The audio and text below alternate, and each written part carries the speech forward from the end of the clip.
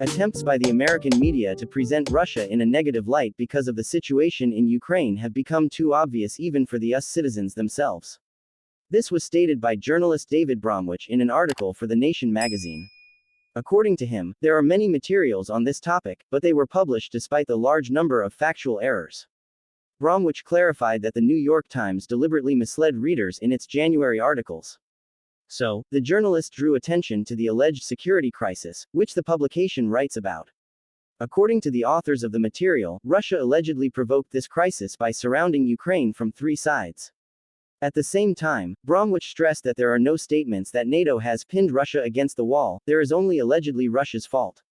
At the same time, according to him, in harsh statements and forecasts, the New York Times journalists rarely refer to authoritative sources.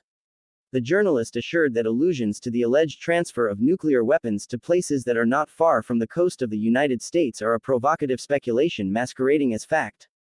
In addition, Bromwich refuted the thesis popular in the Western media about Russia's alleged desire to restore the zone of influence of the Soviet Union.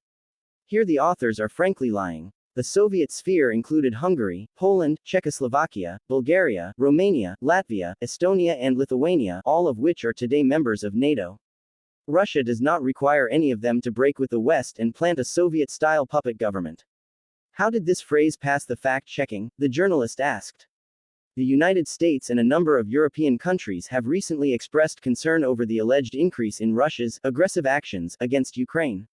Moscow has repeatedly rejected such accusations, emphasizing that it does not threaten anyone, and such statements are used as an excuse to place as much NATO military equipment as possible near the borders of the Russian Federation. As Russian Foreign Minister Sergei Lavrov noted, Russia is not going to start a war with Ukraine, and Western countries and the United States are, hysterically, developing the topic of the Russian threat instead of forcing Ukraine to comply with the Minsk agreements. On February 8, Russian President Vladimir Putin stressed that statements about Russia's aggression, at least, do not correspond to sound logic. He also pointed out that the further expansion of NATO to the borders of the Russian Federation poses a threat, and in the event of a military conflict between Russia and the alliance, there will be no winners.